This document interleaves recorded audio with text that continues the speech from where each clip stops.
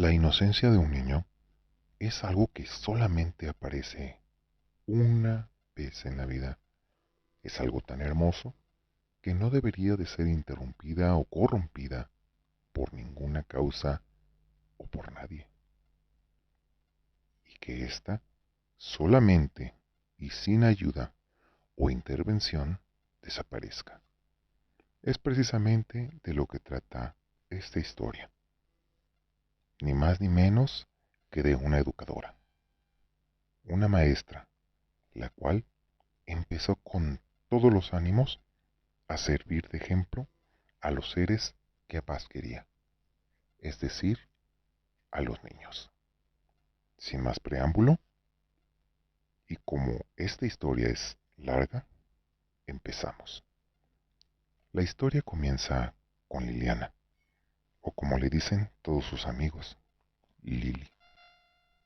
A lo largo de su carrera como educadora, ha conocido a muchos niños e infinidad de personas, y puede que al cabo de un tiempo termine pasando por alto alguno que otro evento, aun cuando en su momento hayan marcado su vida.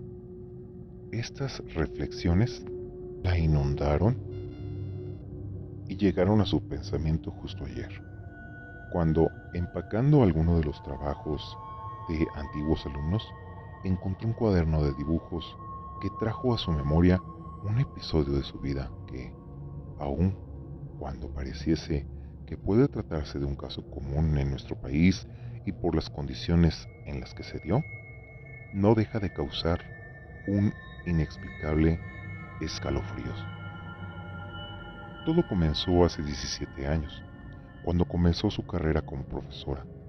Había estudiado en una pequeña escuela normal de un estado alejado de la capital, y ahí era tradición que, para forjar el carácter, se enviara a los maestros recién egresados a remotas escuelas rurales a ejercer la profesión.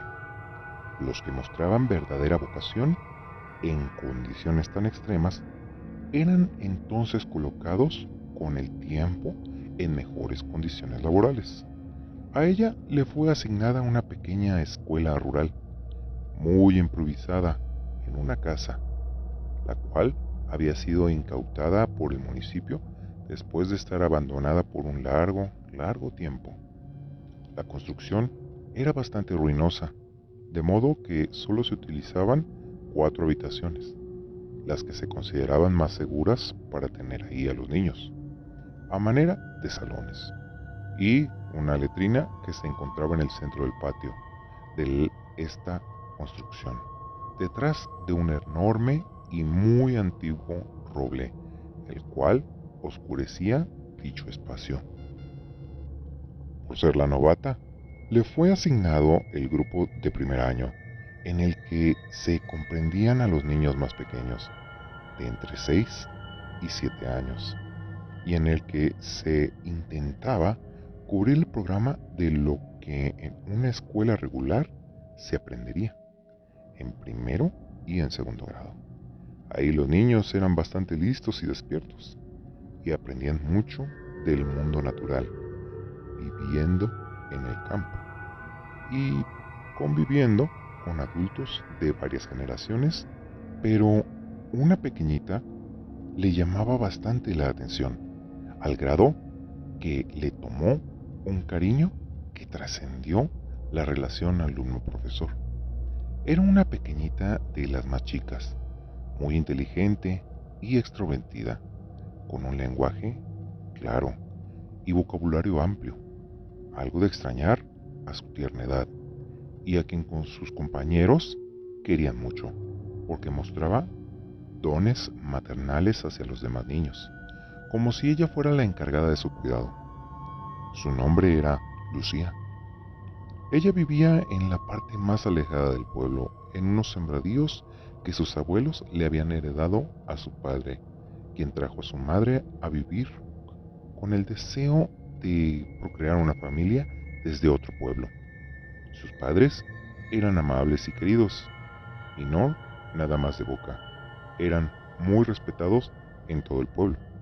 aunque no les eran conocidos parientes cercanos y nunca ningún familiar los visitaba.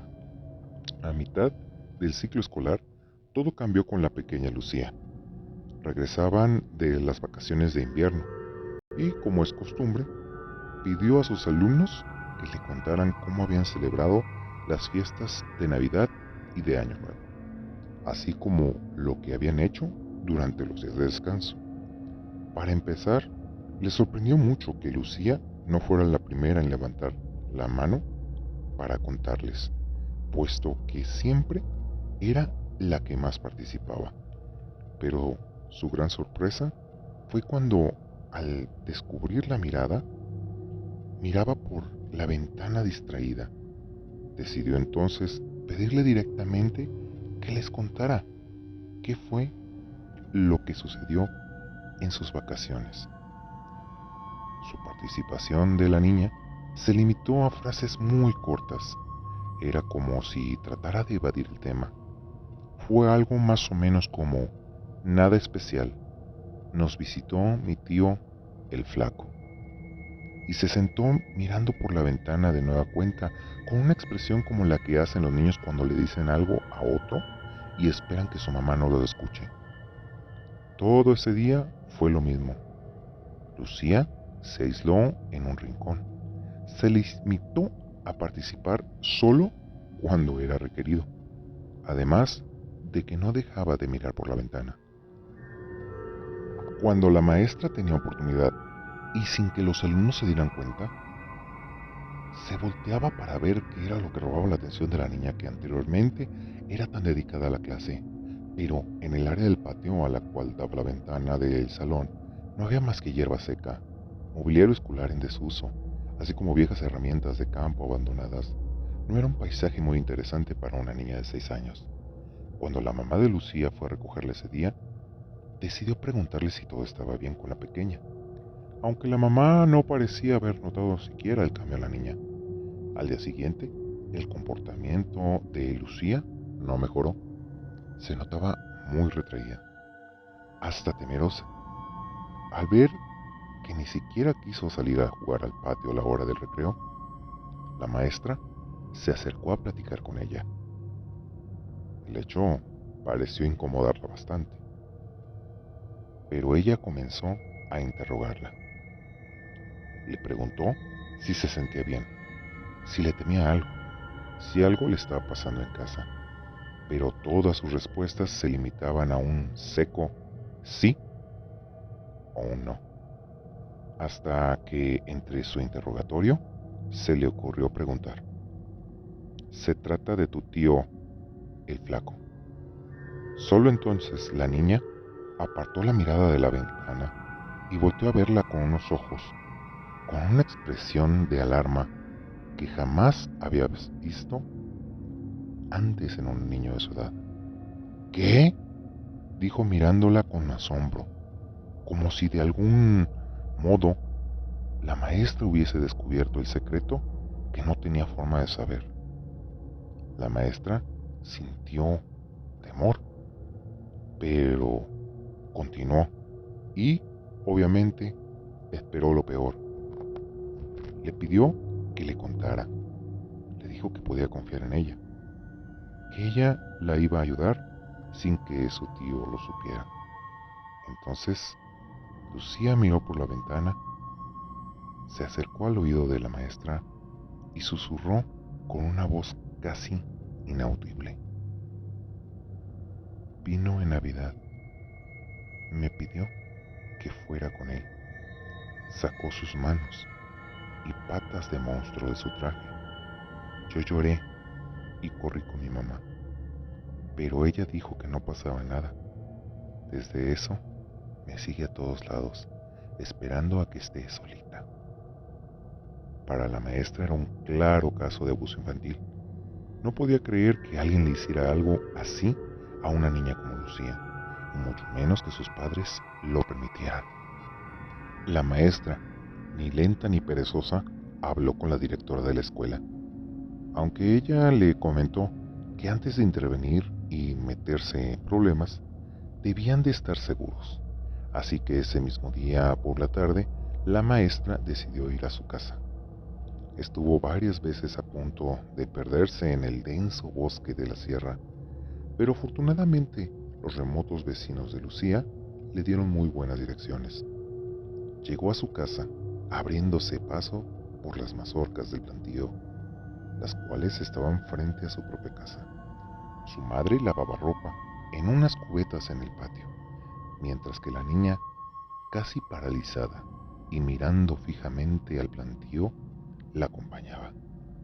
La pobre pequeña sufrió un ataque de pánico y saltó sobre su madre cuando vio salir de entre las mazorcas a la maestra. Tardaron más de una hora en calmarla, hasta que, al fin, se quedó dormida. Su madre le ofreció una taza de atole calientito y le invitó a sentarse junto frente a ella en la mesa. Además de las dos camas y el fogón, servía como mobiliario a la pequeña cabaña. Se dispuso a limpiar unos frijoles al tiempo que le preguntó: ¿Y ahora, maestra? ¿A qué debemos el honor de su visita a esta su humilde casa? La maestra no quiso andar con rodeos y, de inmediato, le comentó: La verdad es que he notado un comportamiento extraño en su hija y me temo que podría estar siendo abusada por su hermano o su cuñado. Se detuvo pensativa la mujer. Apartó la mirada de la olla donde vaciaba los frijoles que ya había limpiado para decirle: Ah, caray, pues si yo no tengo cuñados y ella nunca ha visto a mis hermanos, ¿cómo sería eso entonces? La maestra no se sorprendió mucho, puesto que la niña ya había anticipado un poco que sus padres no le habían hecho caso la primera vez, así que insistió: Se trata de la visita que tuvieron en Navidad. Tal vez sea un conocido o amigo de la familia, le dijo la maestra. Mire, maestra, ya sé por dónde va la cosa. Se me hace raro que siendo usted estudiada se deje engañar por imaginaciones de los chamacos, contestó.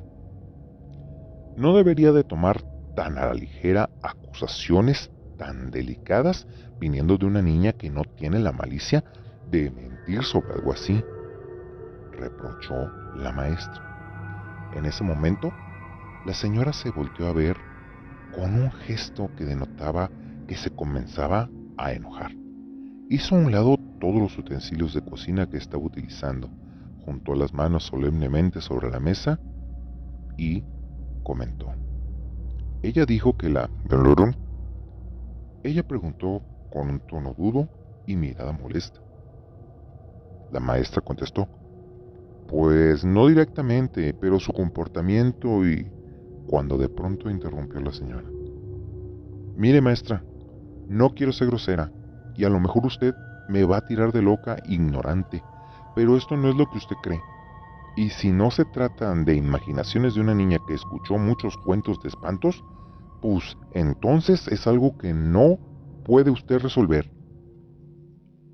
La maestra, confundida, le preguntó: ¿A qué se refiere?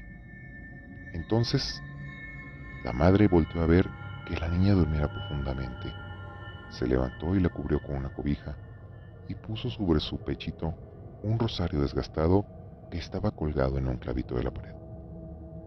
Replicó: Le voy a pedir que me escuche sin interrumpirme. Le voy a decir todo lo que sé. Piense lo que quiera después de eso. Y le voy a pedir que se vaya. Y yo haré lo que pueda por ayudar a mi niñita. La maestra asintió con la cabeza y se dispuso a escuchar sin vislumbrar siquiera lo que le esperaba. A mi niña la visita el demonio. Sé que no es su nombre, porque aquí nadie nos visita. Y todo el contacto con personas que tenemos es porque nosotros vamos al pueblo. Y ahí, el único momento en que la niña no está conmigo es cuando está en la escuela. No la dejo sola ni para irme a confesar, maestra. Siendo así las cosas, le voy a contar lo que pasó el día de Navidad. Amaneció y nos pusimos a trabajar como siempre. Luego nos fuimos al pueblo a dejar maíz a los molinos. Eso lo hizo su papá, mientras íbamos al mercado a comprar las cosas para nuestra pequeña posada. Fuimos a la misa del mediodía y nos regresamos para acá. Mientras que yo hacía el ponche y cocinaba la gallina que habíamos matado en la mañana, mi marido y Lucía colgaban la piñata en el jardín y mi marido limpiaba el patio para tronar cohetes en la noche. Entró a buscar unas herramientas a la casa y cuando salió, la niña ya no estaba en su sillita. La buscamos y no se encontraba en la parte de atrás de la casa, allá donde se acaba el frijol, paradita mirando al bosque estaba. Me acerqué a ver si alcanzaba a ver lo que ella estaba viendo, pero no había nada. Entonces le dije despacito para no espantarla: mi amor, ¿qué estás viendo? Pero ahí mismo, ella brincó y comenzó a llorar como si estuviera lastimada y gritaba: viene por mí, sus patas me agarran, ayúdenme.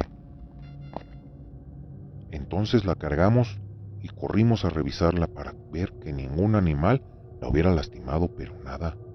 Entonces ya nada celebramos, toda la noche estuvo alucinando, pero no tenía fiebre, no comió, casi no durmió y solo veía la ventana pidiendo que no la dejáramos sola, gritándome: no me dejes que me lleve, ma, no dejes que me lleve, pa. Era lo único que repetía sin parar de llorar. Mi marido y yo ni dormimos esa noche, yo al lado de la niña dándole tecitos, él sentado con su escopeta al pie de la ventana de la niña, pero nada pasó. Al otro día la subimos a la camioneta, todavía estaba muy espantadita, y la llevamos al pueblo. Primero al doctor, pero estaba bien, no tenía signo alguno de que nada ni nadie lo hubiera lastimado, ni de tener ninguna enfermedad. Luego la llevamos a la delegación con una patrulla que nos acompañó, pero no encontró nada, ni siquiera animales salvajes. Entonces decidimos llevarla con la hierbera. Esa nos dijo algo que no era de este mundo. Estaba queriendo llevársela, pero no solo a ella, sino también su esencia.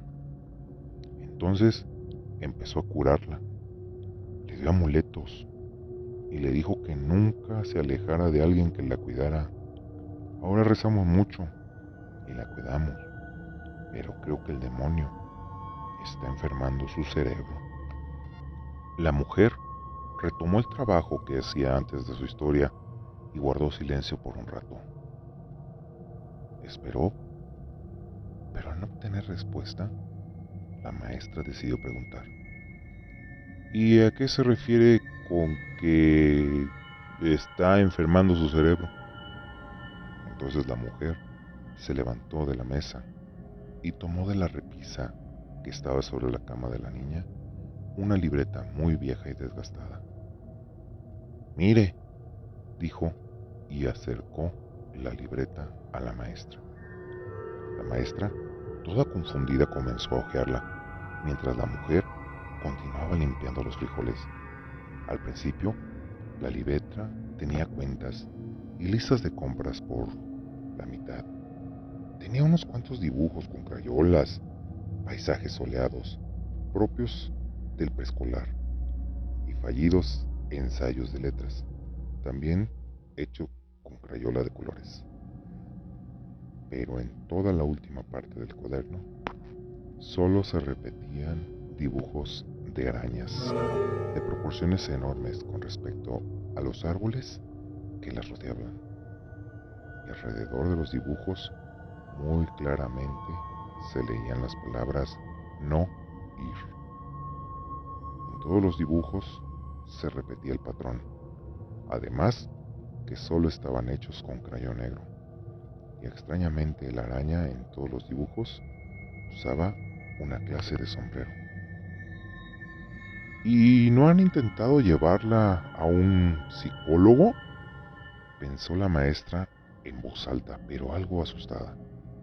La mujer, con gesto de preocupación, respondió: no, maestra, no quiero que me la encierren en un manicomio donde el demonio se la pueda llegar a tragar.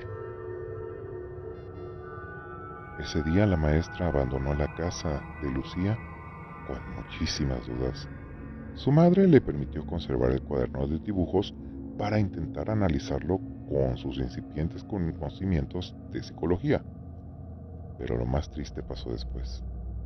Al día siguiente Lucía no se presentó a clases. La maestra se sintió culpable al pensar que tal vez aún estaría alterada por el susto que le había causado la visita de la maestra. Pero tras una semana de ausentismo escolar, la maestra decidió indagar en el pueblo. El padre de Lucía tenía una semana de no cumplir con sus entregas y su madre no había sido vista ni en el mercado ni en la iglesia, ni siquiera con la hierbera. Los habían ido a buscar a su casa, pero nadie respondía a la puerta. Todos pensaban que tal vez habían ido a la capital a llevar a su niña al doctor. La maestra quiso intentar de nuevo en su casa y se aventuró otra vez a caminar por horas hasta la pequeña casa de Lucía. Llegó y no pudo evitar ver que los plantíos estaban descuidados. Los animales de la familia estaban muriendo de hambre. Pero detrás de la cabaña estaba la camioneta de la familia y ahí dentro se podían observar las herramientas, los documentos del padre de Lucía y en la parte trasera todo un cargamento putrefacto de maíz, listo para ser entregado. La maestra llamó a la puerta 1, 2, 3 veces. Llamó más fuerte sin obtener respuesta y tras golpear y golpear, al fin la puerta de madera se abrió. No había sido asegurada ni por dentro ni por fuera, pero lo que más le llamó la atención fue la disposición de la casa. En la cama de la niña estaba el mismo cobertor con que la madre la había arropado el otro día que fue a visitarla, con el viejo rosario desgastado, pero ahora roto y desperdigado encima de la cama. A los pies estaban los mismos zapatitos que aquella tarde la madre le había quitado.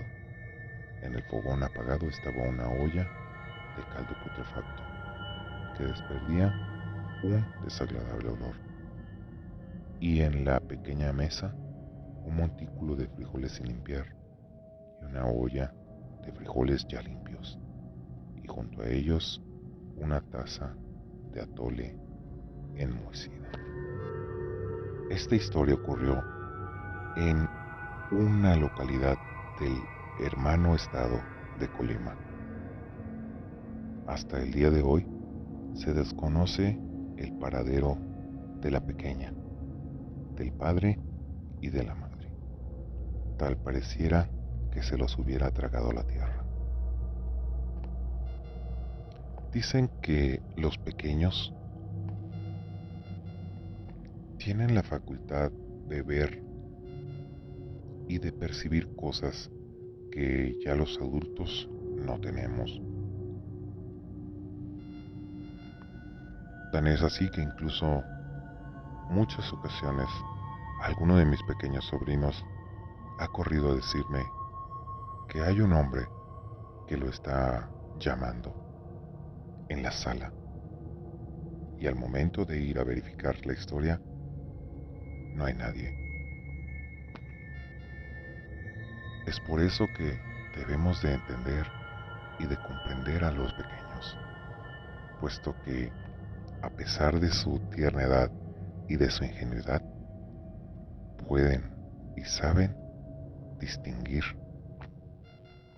a un ente, a un fantasma o a un demonio. Si el video te gustó, por favor, apóyalo con un pulgar arriba, con un like, compártelo con un amigo, suscríbete y por favor, no se te olvide tocar la campanita para que no te pierdas ninguno de estos videos. Comparto contenido muy interesante cada semana. He hablado el mago y te deseo una interesante semana.